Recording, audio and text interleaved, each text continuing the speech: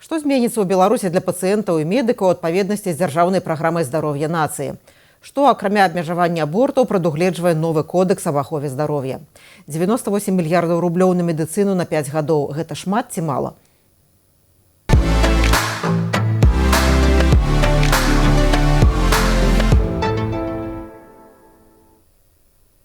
Добрый дзень, тут Ганна Соўць, гэта «Пік свабоды». Гэта ды іншае мы абмяркуем з прадстаўнікамі аб'яднанага пераходнага кабінету, доктарам Станіславам Салав'ём і эканамісткай Алісай Рыжычэнкай, а таксама з анколагам Надзеяй Пятроўскай. І з намі цяпер на відэасувязі намеснік прадстаўніцы аб'яднанага пераходнага кабінету ў сацыяльных пытаннях, доктар, гінеколог, акушэр, анколог Станіслаў Салавей. Добрый дзень. Вітаю. Беларускі ўрад прыняў дзяржаўную праграму, яна называецца «Здароўе нацыі» на 2026-2030 гады. Сярод асноўных мэтаў праграмы павелічэнне чаканай працягласці жыцця да 76,5 гадоў да 2030 году, а таксама скарачэнне агульнага каэфіцыента смяротнасці. Станіслаў, я гэты дакумент спрабавала ўвесь прачытаць, вывучыць, ён вялікі праграмны дакумент. Давайте разам паспрабуем дасціпна, каротка патлумачыць нашай аўдыторыі яго сутнасць. На што вы найперш звярнулі ўвагу?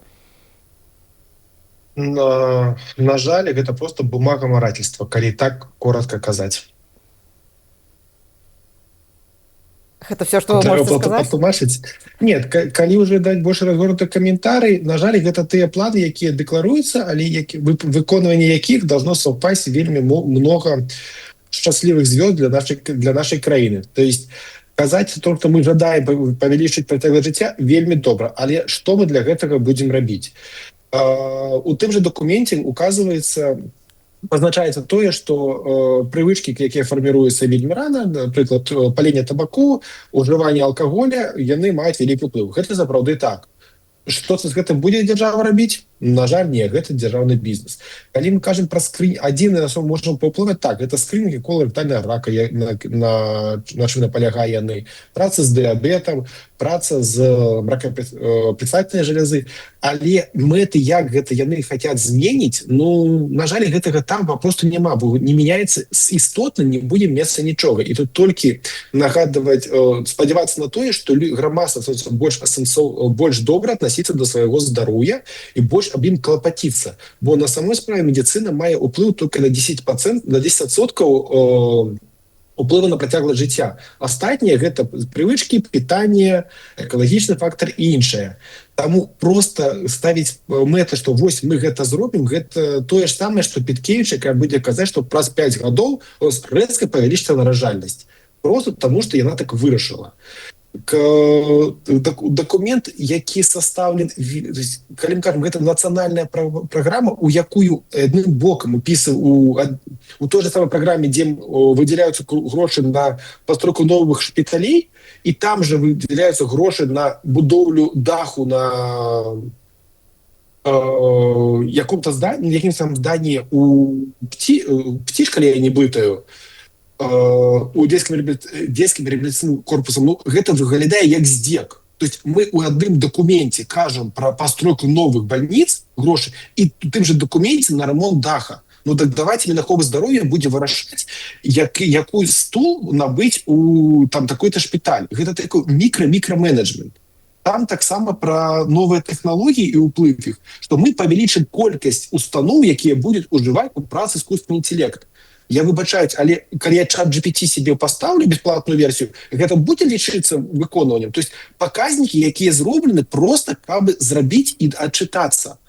Так сапраўды, там заложена шмат чаго, выдзяляюцца грошы, але то, як гэта падаецца тое ж самае, як кодекс, першы варыянт кодекса здравоохранения, які яны выкацілі. Просто скампінавалі ўсе документы нарматыўна-правовыя, якія ёсць, і гэта чыталася, прабачце, як жук і жаба, калі у нас там нешта па прыліванні крові шмат, таму што было шмат пра гэта аддзельных законаў, але гэта просто такое склеілі, усё, што было, то мы і склеілі і будзем адчытвацца. Таму да рэальных момантаў там ёсць добрыя моманты. Яны пішуць пра межраённыя цэнтры. Гэта сапраўды вельмі добра, што на іх робяць. Сапраўды, што яны скарочваюць койкі, якія не маюць сапраўды лічэбнага эфекту, калі гэта проста 4 сцены і койка, і якой няма апаратуры. Я добра пішу, што трэба за нейкі час, трэба мець доступ, калі мы кажам пра пацыенту тромбалізісу, да сучаснай тэхнікі. Калі гэтага шпіталя няма, на кой чорт туда увогуле прывозіць пацыента з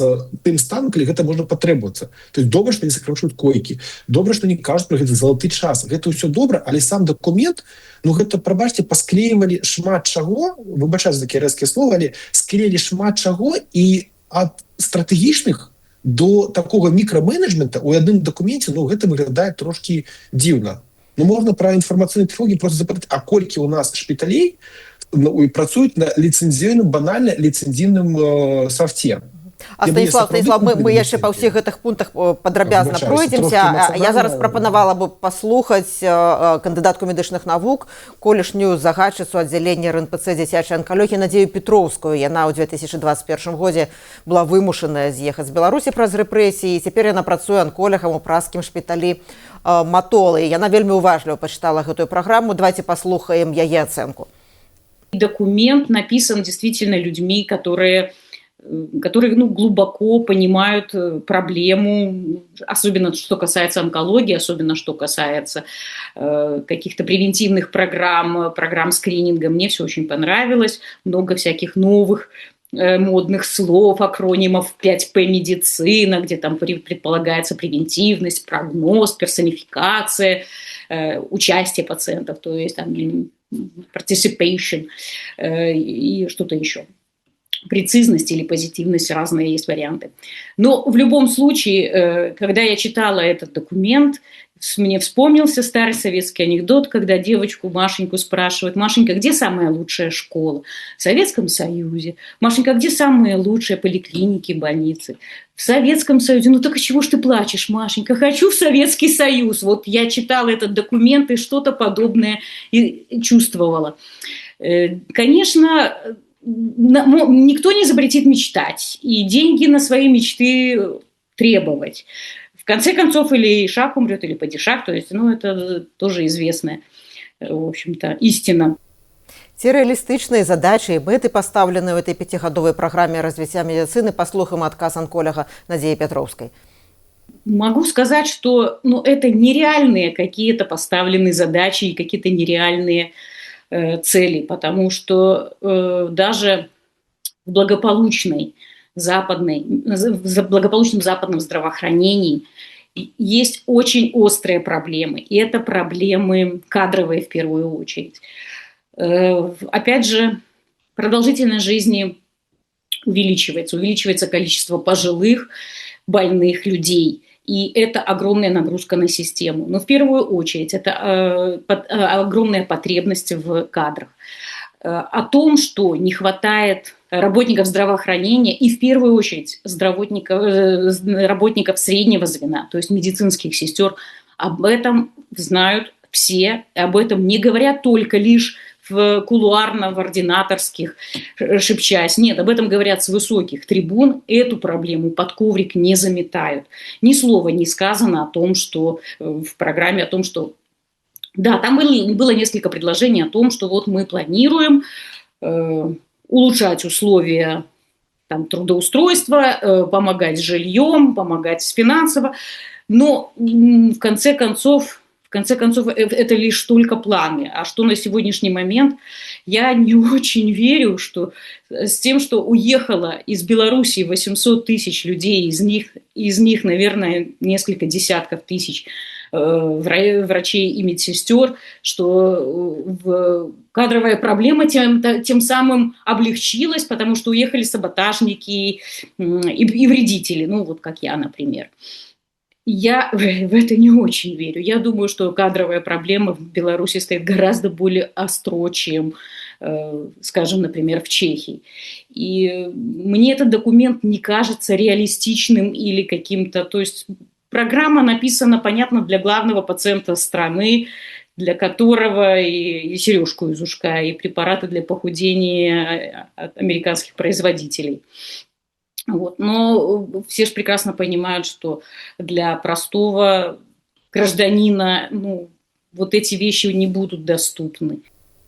Вот, Надзея казала пра павелічэнне працягласці жыцця, і ў праграме таксама гаворыцца, што да 2030 году цяпер 76 з паловай гадоў, дакладней 76 з паловай гадоў плануецца, каб 2030 было, а цяпер сярэдняя працягласць жыцця ў Беларусі каля 75 гадоў, меншы паказнік для мужчыны і вышэйшы для жанчын. Наколькі гэта рэалістычна, ці гэта проста такі натуральны працэс? Надзея сказала тое, што я пытался сказать, только больш дыпламатычна. То есть написано много того, что будзе, як будзе добра, только не написано як. И калі мы кажем, что они хотят ахапіць якасна дыспансарызацыю 95% чалавек, калі гэта сапраўды зрабіць, гэта будзе якасна, гэта можа мець уплыў. Але прабачце, як яны при дэфіцыце кадраў при 5 хвілін на пацыента і при сумасшедшем потоке зробяць якасную дыспансарызацыю. Тое ж самае будзе датычыцца скрынінга коларэктальнага рака. Працягласць жыцця, калі мы будем глядзець рэтраспектыўна, яна павялічваецца, можна казаць, так што, условно говоря, там двигаецца ў адзін кірунак, яна павялічваецца. Таму нават без якіх-то кардынальных змен з пункту Мінахова здароўя і Савета міністраў, яна будзе павялічвацца, калі нічого не, умоўна кажучы, не ламаць. Але казаць, што гэта будзе заслугай Савета міністраў Мінахова здароўя, у пэўным выглядзе да. Мы аутсайдеры з гэтай, калі будем глядзець на наших странных суседзей, калі не браць за ўвагу Украіну, где Россия напала і развязала вайну, і там гэта будзе змяняць. Чалавецтва жыве дольш. Медицина уплывае на гэта ўсяго ж на 10%. Астатняе мае, только сказала раней, мае ўплыў іншыя фактары. Казаць, што яны хацяць павялічыць працягласць жыцця, але як яны хацяць гэта зрабіць, то есть якой інтэрвенцыі, якаснай дыспансарызацыі, у них няма ресурсу зрабіць якасны адчот аб якаснай дыспансарызацыі напісаць. Гэта одно. Это будет как с вакцинами. Просто будет слив вакцину раковину и казать, что у нас добрые цифры вакцинации. То же самое с диспансеризацией. Человек пришел, на его потратили 2 хвилины, и это не диспансеризация. Идея хорошая, але реализация нема ресурсов, нема кадров. И, и этот документ такой, полет фантазии, который трохи адорваны от реальности. Выделять, гроши будут выделяться, нечто будет ремонтоваться. Но они выделяются трохи бессенсоўна. У нас вельмі шмат ресурсаў траціцца просто ў нікуды в медицине. І гэта самае горшае. В медицине заўсёды будзе мала грошай, бо сучасная медицина вельмі дарагая, і она можа даць вельмі добрыя вынікі для конкретнага чалавека, но ресурсы просто сумасшедшие. Но калі у нас існуюць куча шпіталей, у якіх просто госпіталізуюць пациентаў, каб выполнить план, потому что даводят Мінахова здароўя план палечных пациентах, гэта неякасная медычная дапамога. Калі у нас лекары ходзяць до гэтага часу на прыём дадому з тэмпературай 37,5 у дзіцёнка, гэта неякасная медычная дапамога, бо то есть калі ты можаш завтра пасть к неўролагу на 3 хвіліны, гэта не равно кансультацыя неўролага. А Станіслав, хотела еще запытаться, там вот у праграме разлічваюць знізіць паказнікі смяротнасці. За кошт якіх канкрэтных захворванняў гэта улады збіраюцца рабіць?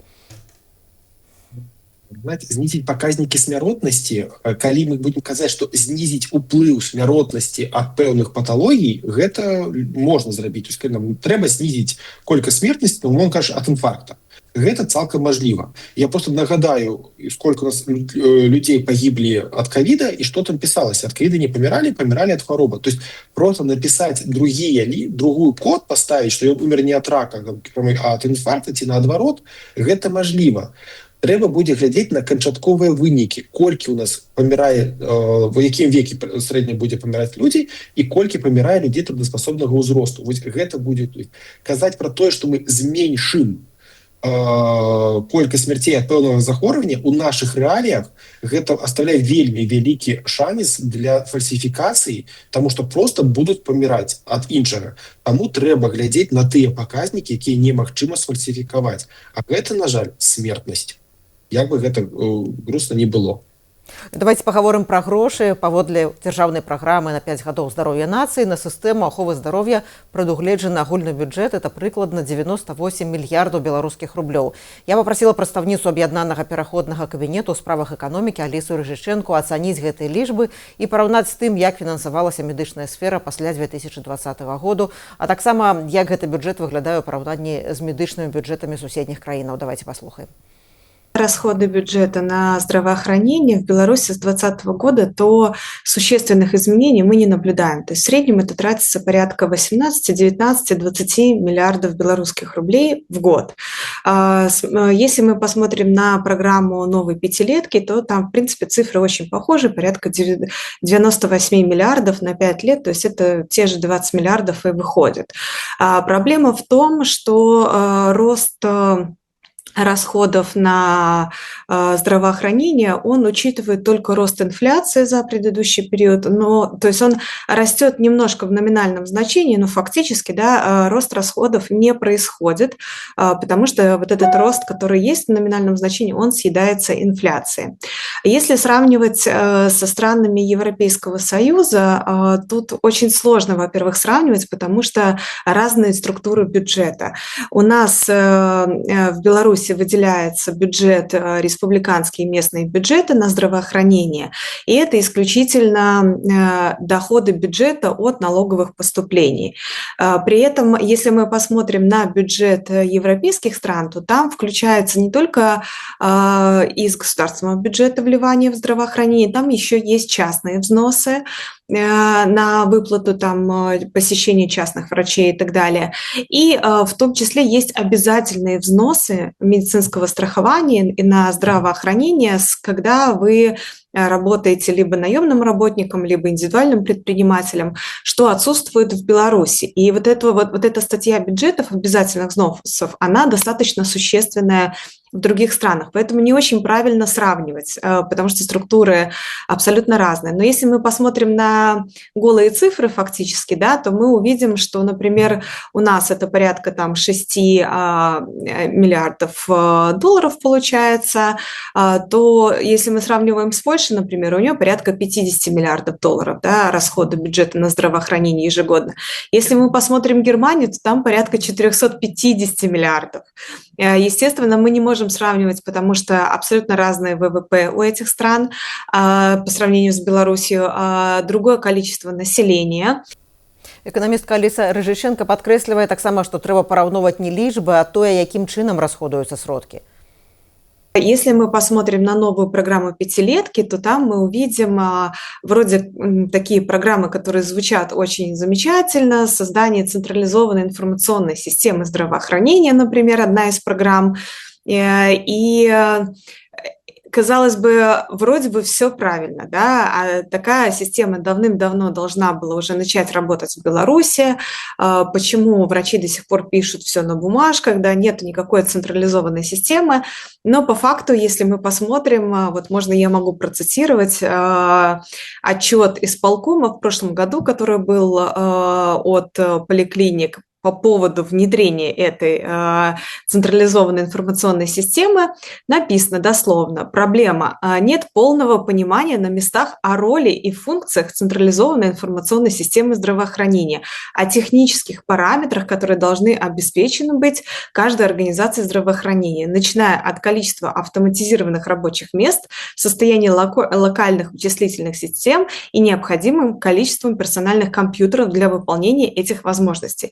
Переводя на человеческий язык, в поликлиниках пока что даже не посчитали, сколько им нужно компьютеров для того, чтобы внедрять эту централизованную систему. Не говоря уже о том, чтобы обучать людей и персонал медицинский программам, как вносить туда данные, как это будет все функционировать.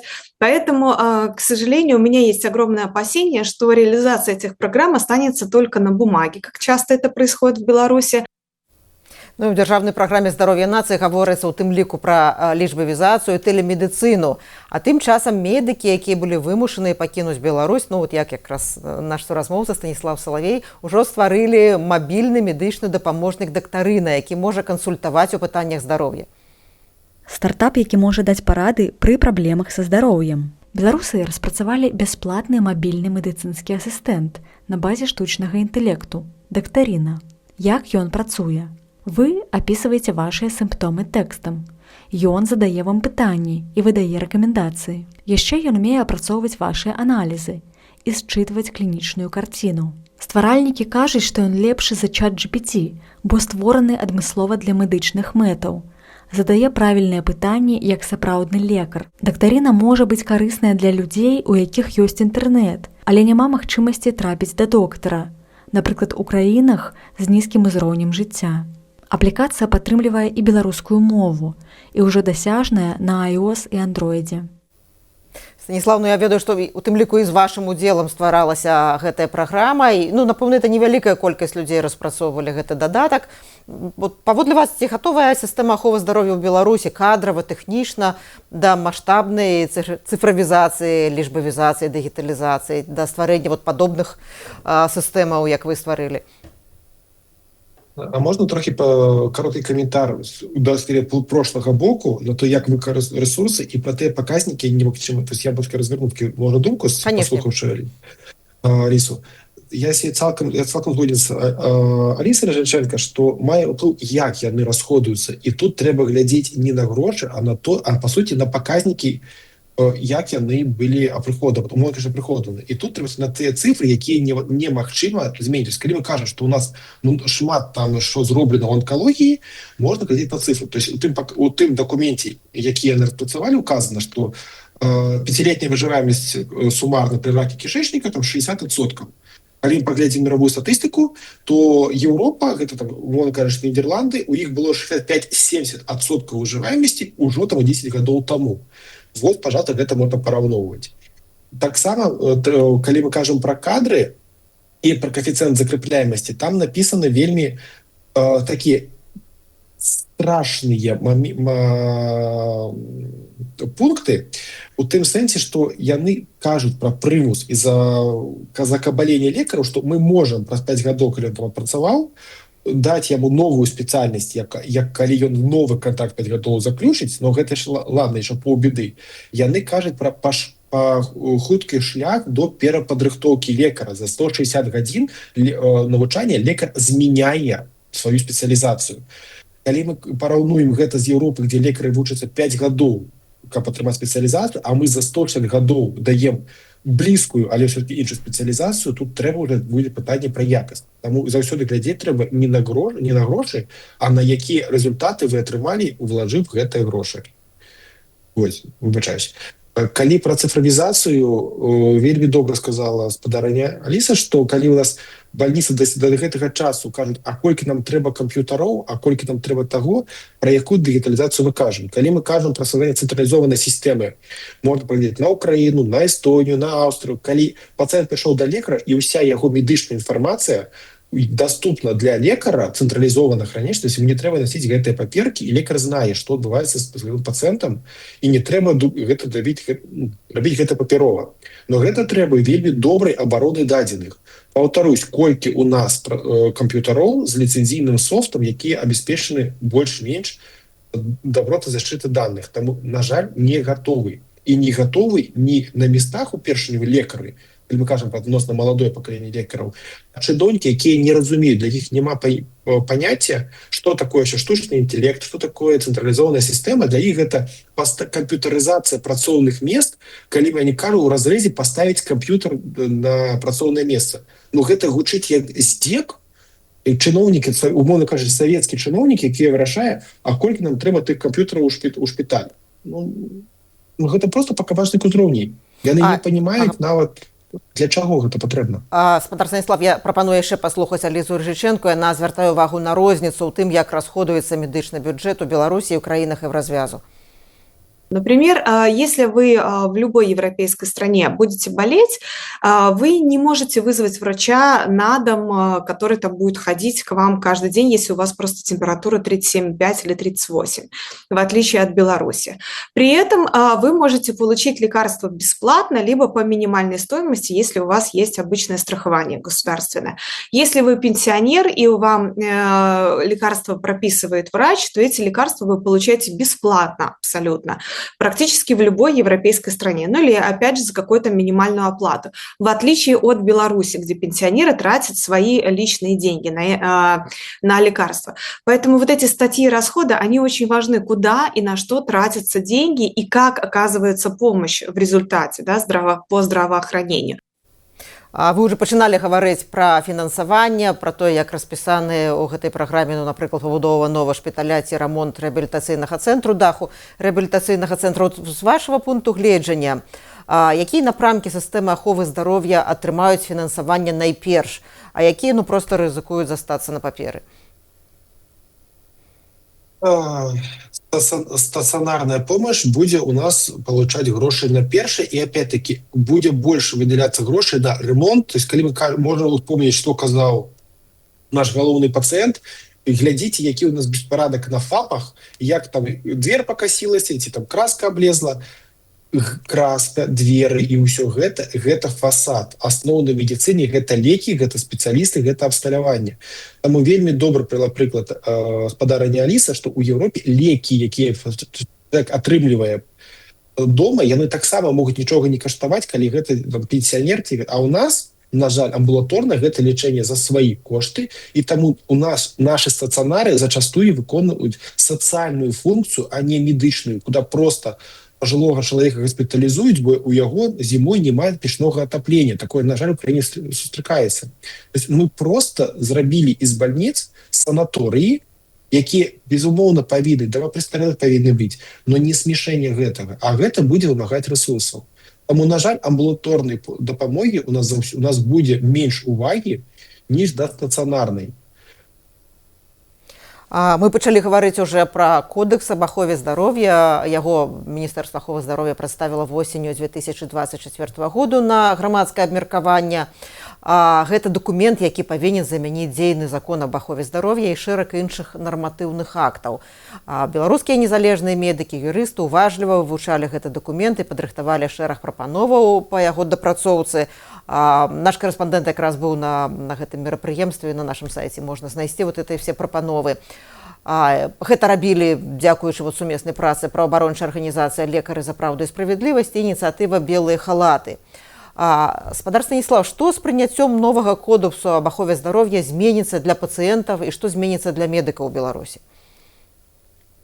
Принципово, на жаль, не зменится ничего, тому что основная цель нашей системы охраны здоровья – красивый отчет, красивая картинка, то як усё добра. Калі мы поглядим на первую редакцию кодекса, это была просто компиляция уже існуючих документов без глобальных змен. То есть там были такие больше палітычныя, мовна кажучы, прапісаныя пункты, але прынцыпова нічога не менялось і ў гэтым кодексе. І я б не казаў, што все-таки дзяржава выслала гэта на грамадскае абмеркаванне, бо вывесіць дакумент у 100 сторонок на сайт і просто, каментуйте, хто хочець, без абратнай сувязі. Гэта трошки дзіўна для дакумента, які датычыцца кожнага грамадзяніна нашай краіны. Таму нічога прынцыпова не зменіцца. У планах распрацоўка кодекса, по-моему, была планом на 2024 год, таму і так ее затянули, і таму просто тихонечко яе працягнуць. Законы у нашай краіне, як бы так гэта дзіўна не звучала, яны больш-менш адэкватныя, але яны не працуюць. Вось у чым праблема. То есть, по факту, пацыент мае апределенныя правы. Тое, што он мае, але реально гэты правы будуць парушацца. То же самое и лекары. Формально у них одно прописано, реально другое. То есть формально там тебе 20 хвилин на пациента, але як чиновник, який ушел от отказа, коли у вас там чарга поза кабинетом, куда ж вы денетесь? Примите. От прямого отказа не шел. То есть это не по закону. Тому на бумаге все добро. То, что я казала на початку беседы Надея. Я хочу жить в Советском Союзе. Это же та же самая ситуация. Законов можно много написать. Як яны будуць выконвацца? Пакуль у нас лекараў караюць за медычныя памылкі, пракуроры правяраюць, і гэта не разбіраецца лекарамі, а яком якасці мы можам казаць? Гэта «Пік свабоды». З вами Ганна Соус і доктор Станіслав Салавей. Мы абмяркоўваем дзяржаўную праграму здароўя нацыі на бліжэйшыя 5 гадоў, а таксама сучасны стан сістэмы аховы здароўя ў Беларусі. Калі ласка, ставце лайки, каментуйце, не забывайце націскаць на званочак. Такім чынам нашу важную размову зможа паглядзець як мага больш чалавек. У гэтай дзяржаўнай праграме здароўя нацыі надаецца ўвага сістэме аховы здароўя ў рэгіёнах, дзе бракуе спецыялістаў, бракуе бракуе якаснай медычнай дапамогі. Надзея Пятроўская цяпер працуе анколягам у празкім, у сталічным шпіталі Матол, а да гэтага працавала 3 гады анколягам у шпіталі чэшскага Крумлава. І я папрасіла доктарку, каб яна, абапіраючыся на досвед працы ў раённым чэшскім шпіталі, ацэніла магчымасці беларускай сістэмы стварыць роўны доступ да якаснай медыцыны ў сталіцы і ў рэгіёнах. То, что сейчас делается в регионах в Беларуси, это в принципе катастрофа, потому что узких специалистов нету в принципе. Врачи широкого профиля или, так сказать, семейные доктора, их очень мало, и текучка кадров очень серьезная. Я не могу сказать, что этих проблем нету в регионах в Чехии. Тоже нехватка медицинского персонала очень существенная. Но, тем не менее, система построена таким образом, что крупные больницы, они государственные. А, так сказать, больницы в маленьких городах, они объединяются в холдинги и имеют какую-то вот частично как бы приватную часть своего, так сказать, господарства, своего хозяйствования. И им, в общем-то, они могут заниматься и какой-то коммерческой деятельностью, тем самым зарабатывать. И в связи с этим врачи, которые работают в таких небольших больницах в рамках какого-то холдинга, они получают, в общем-то, больше, чем доктора, и сестры в том числе. И другой персонал получает зарплаты там выше, чем в государственных клиниках. И я могу сказать, что после переезда из Крумлова я серьезно потеряла в финансах. То есть, так тут организовано. Но и в этом случае все равно из маленьких городов уезжают. То есть система, в общем-то, достаточно под большим напряжением работает, под большим давлением. Станіслав, ці рэальна цяпер, ці магчыма зменшыць разрыў паміж сталіцай і рэгіёнамі ў якасці медычнай дапамогі? Што для гэтага трэба рабіць? На самой справе гэта сапраўды Надзея абсалютна падтрымлівае то, што казала Надзея, бо гэта агульнаміравая тэндэнцыя, патрэбнасць у лекарах і ў медычных сёстрах расце, колькасць іх зніжаецца, і ў малых гарадах сапраўды гэта праблема ёсць. Асноўная праблема нашай краіны, што прызнаць тое, што ёсць праблема, яны не жадаюць і пачаць ее вырашаць тым, што можа падавацца грамадству ці чыноўніку больш вышэйшаму непрыемным, яны гэта не хацяць. То есть прабуюць жыць трохі ў ілюзіі. То есть тое, што казала Надзея, павялічыць заробкі, зрабіць так, чтобы заробкі на раёне былі вышэйшыя, ніж у горадзе. Гэта можа, будем в горадзе, гэта можа паспрыяць прыезду спецыялістаў. Гэта можа спрацаваць. Той путь, які пашлі нашыя, павялічым колькасць цэлевых студэнтаў, якія адпрацоўваюць не 2 гады, а 5. Вось рашэнне. Адзінае, што наша дзяржава робіць зараз добра, гэта работа па выпрацоўкі буйных медычных цэнтраў, міжраённых, так яны кажуць, з закрыццём или скарачэннем тых больш мелкіх медычных устаноў. То есть мы довольно кампактная краіна з добрай сецію дарог, і не вельмі вялікая бяда правесці пацыента на 20-30 км далей, але калі атрымае якасную дапамогу. Таму, на жаль, па-першае, нужно прызнаць, што гэта праблема існуе, і спрабаваць её вырашаць не тое, што сохраніць той статус-кво, калі у нас да лекара можна трапіць праз 5 секунд, калі ты просто пажадаў, ці з нагі просто я прыйшоў, таму прымайце мяне. Калі мы хаем даступнасць і якасць у одну сторону, але, на жаль, гэта будзе працаваць так. Ёсць цена, ёсць якасць, ёсць даступнасць. На ўсіх трох гэта немагчыма, просто у нас няма ресурса. Вы хотите задешево, якасна і хутка, гэта ж просто само себе супярэчыць.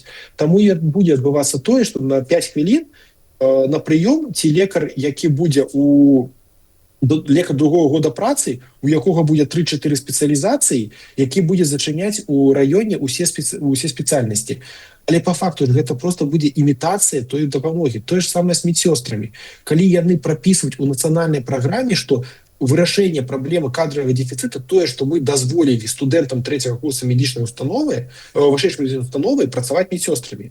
Я выбачаюсь, но медсестра гэта асобны кірунак, асобная спецыяльнасць. Медсестра гэта не недоучыўшыся лекар, гэта асобны спецыяліст, які павінен пройти асобную падрыхтоўку. А у нас гэта просто як залатаць дыры. Таму па-першае, што гэта прызнаць, што праблема ёсць, і гэта цалкам нармальна. І рабіць непапулярныя крокі па яе вырашэння, забараніць візіты на дом, забараніць тое, што калі я хочу попасть да лекара, гэта там заўтра, гэта, на жаль, не аргумент. Калі нешта тэрміновае, так, ёсць службы хуткай дапамогі ў шпіталі, не хуткай дапамогі ў машыне, а ў шпіталі. Усё ж таки вызваць таксі і давесць, даже нават аплаціць грамадзянам бескаштоўна таксі да шпіталя ўначы, гэта будзе менш грошай, чым ганяць туды карету скорай помощи, якая просто прыйдзе, у вас боліць спіна, павезлі вас у шпіталь. Мы тратим кучу грошей просто впустую, потому что не можем признать проблему и кажем, что вот наш шлях самый правильный, мы молодцы, весь свет дураки, ничего не разумеючи, а мы одни робим правильно. Но когда мы будем глядеть на лічбы, тамусьці весь свет нормально, имея лепшие цифры, чем имеем мы, там, по смертности, по онкологічным захворванням. І от я прапаную яшчэ на некаторыя лічбы паглядзець, яшчэ на некаторыя лічбы параўнаць. Прадстаўніца аб'яднанага пераходнага кабінету ў справе эканомікі Аліса Рыжыченка параўнала на просьбу свабоды бюджэты на сістэму аховы здароўя і на сілавыя структуры ў Беларусі.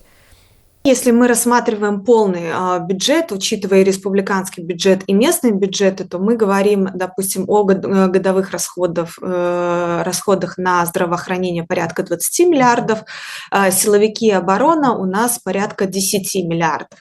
Но тут нужно смотреть тенденцию по временному периоду, например, за последних 5 лет это очень существенно изменилось. То есть если мы начали где-то с 1,5% от ВВП расходов на оборонку в 2021 году, да, то в 2025 году то это уже почти 2,4% от ВВП.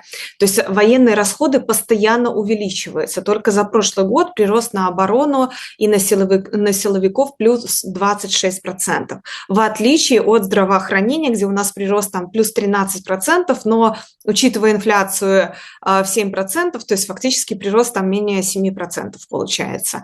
И вот эта вот милитаризация бюджета, она происходит уже на протяжении последних нескольких лет, и разрыв между объемом затрат из государственного бюджета на здравоохранение и на оборону, он постоянно сокращается. То есть оборонка нарастает, а при этом здравоохранение не увеличивается такими же темпами, как расходы на оборонку и силовиков. И вот это уже, к сожалению, очень плохая тенденция, потому что фокус внимания, фокус расходов и средств государственного бюджета идет в сторону милитаризации Беларуси, а не как раз-таки социального государства. І я хацела прапанаваць пагаварыць яшчэ пра статус лекара паводле новага кодексу аб ахове здароўя, які яшчэ не прыняты, але будзе прыняты. Будзе больш абаронены лекар, менш абаронены лекар, правы пацыента, іх стане больш, ці наадварот адказнасці стане больш? Нічога не досі. Там кажуць у праграме тое, што будзем працаваць над павышэннем прэстижа прафесіі лекараў ці там медыкаў агулам, але працаваць як? Казаць, што лекары малацы, ці медсёстры малацы, і гэта прыхадзіце, працуеце іншае, гэта не працаваць. То есть павышэнне прэстижа гэта просто прыгожыя словы, якія нічога за сабой не будуць. У нас не абаронены ні пацыент, ні лекар. І тут можна прывесці проста хрэставайтыйныя прыклады. Вспомніць справу экамедсервіса, калі я не быў, там была халатнасць доказана медыкаў, пацыентка, на жаль, тратила здароўе полностью, то есть, умовно кажучы, вегетативное состояние. Лекары пашлі ў турму, шпіталь нацыяналізировала дзяржава. А што атрымала сям'я пацыенткі? Нічога. Просто што лекары пашлі ў турму. Гэта абарона правоў пацыентаў? Не. Калі мы кажам пра абарону правоў лекараў, можна памятаць выпадак у Бабруйскі, калі я не блытаю, калі падчас стандартнай працэдуры быў выканана пашкоджана лёгкага. У гэтай працэдуры гэта стандартны рыск, і гэта нармальна. Пацыент падпісвае згоду, што я разумею, што падчас гэтай працэдуры можна быць такія ўспадненні. І лекара таскала пракуратура потым, завяла ўгалоўную справу, што яна прынесла цяжкія цялесныя. Так выбачаюсь, любое ўспадненне ў хірургіі гэта што, спроба забойства лекарам? Ці гэта дапамога? То есть у нас лекар не абаронены, там ён будзе скрываць інфармацыю ад пацыента. Пацыент таксама не абаронены. І гэта будзе прыводзіць просто к публічнаму всплыванню гісторыі па типу таго, што недавно было, калі тут на онлайнере пісалася пра смерць пацыента пасля перфарацыі кішэчніка і прэтэнзій да частнай медычнай установы падчас колоноскапіі был перфарацыя кішэчніка. Але просто калі прайсці далей і уйсці ад эмоцый, простое пытанне, выбачаюся, падчас працэдуры, дзе апісана такое ускладненне і дзе падпісваецца згода на то, што гэта можа быць, яно произошло. Яно было распазнана, пацыента пераправілі ў шпіталь, дзе, на жаль, праз 3 тыдні пацыент загінуў. Гэта шкода для сям'і, я разумею маральна, але калі б гэта произошло ў дзяржаўным шпіталі, гэта был бы такі рэзонанс, прыбрало б ці не? Гэта стандартная, на жаль, сітуацыя медыцыны, памылкі могуць быць, і пацыенты, на жаль, праз іх могуць пацярпець. Немагчыма працаваць без гэтага. Але у нас, калі гэта гісторыя разбіраецца ў СМІ і разбіраецца пракуратурай, нічога добрага ў гэтым не будзе. Пракуратура, пракурор што, можа разумець нешта ў медычных пытаннях? Калі мы кажам, што пацыент падпісвае згоду, і ён павінен быць ведаць, што ён падпісаў згоду на тое, што можа возникнуть, потом привлекается прокуратура, ну, гэта як можна ўявіць? Ні ў адной краіне свету такога няма. У нас не абаронен ні лекар, ні пацыент. І, на жаль, адзінае, што працуе, гэта рэзонанс. Калі нешта здараецца ў дзяржаўнай установе, гэта замалчваецца за рэдкім выключэннем таго, калі гэта дайдзе да, умоўна кажучы, улады, то есть тык-ток скарга, якая можа паўплываць, і будзе камісія. Але заўсёды гэта камісія прыедзе, скажа, што ну, так здараецца, ўсё добра, выбачаюся. Ці нават, калі гэта будзе халатнасць, то есть не блыдзеце памылку, калі гэта бывае, і халатнасць, калі я просто дабіў на сваю працу, і з-за гэтага пацярпеў пацыент. Між халатнасцю і памылкай пацыент усё роўна нічога не атрымае, ён не абаронены. Так, мы акрэсліваем цягам нашай, ну, не такой даўгой размовы, на жаль, вельмі шмат праблемаў з сістэмай аховы здароўя ў Беларусі. І от ці гэтыя дакументы, якія накіраваны, праграмныя дакументы, накіраваныя на будучыню, на рэформы, кодексы, вот дзяржаўная праграма здароўя на 5 гадоў, ці ў выніку іх рэалізацыі хаця б якія праблемы беларускай сістэмы аховы здароўя будуць вырашаны? Давайте паслухаем адказ анколага Надзеі Пятроўскай. Это просто попытка нарисовать красивую картинку, как могло бы, как должно было бы быть, наверное, если бы были на это и средства, и ресурсы не только финансовые, но и, так сказать, управленческие, потому что, можно ли построить в Беларуси толковую систему здравоохранения? Однозначно можно. Умных людей много, и в конце концов, изобретать велосипед не нужно, можно вполне использовать опыт других стран. И введение страховой медицины – это, в общем-то, один из путей. Мне нравится, как здесь работает страховая медицина. Чехия очень много помогает украинским беженцам. Они получают автоматическую страховку и получают любую помощь наравне с чешскими гражданами. Станіслав, ведаю, што вы з калегамі распрацоўваеце пакет рэформаў медычнай сферы, якія могуць быць рэалізаваны ў выніку змены сітуацыі ў Беларусі.